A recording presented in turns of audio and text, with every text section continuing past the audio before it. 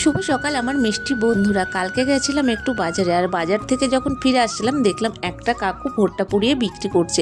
আর কোথাও যদি আমি পোড়া ভুট্টা দেখি না, আমি সেইভাবে কখনোই মিস করি না। আর এই কাকুর কাছে পোড়া ভুট্টার পাশাপাশি কিন্তু এই লোভনীয় সবুজ সবুজ কাঁচা ভুট্টাগুলো ছিল। তো আমি আমার বাচ্চাদের জন্য দুটো কাঁচা ভুট্টাও কিনে নিয়ে এসেছিলাম। কাকুকে জিজ্ঞেস করেছিলাম, কাকু ভুট্টাগুলো ভালো হবে তো?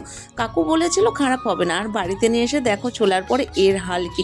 এর গায়ে তো একটুও দানা ছিল না, কিন্তু টাকা দিয়ে কিনে নিয়ে এসে ফেলে দেবো এমনটাও তো আর হতে পারে না।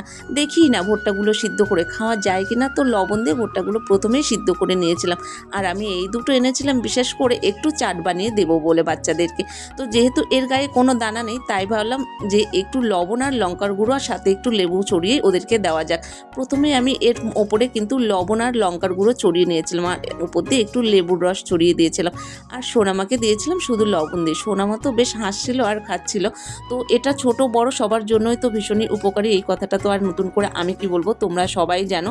এটা কিন্তু মানে স্বাস্থ্যের পক্ষেও ভীষণই ভালো। তো আমিও একটা টেস্ট করে দেখলাম, এটা কিন্তু খেতে দানা না থাকলেও এতটাও খারাপ ছিল না, ভীষণই কচি ছিল। চলো আজকের মতো রাধে রাধে, দেখা হবে পরের ভিডিও।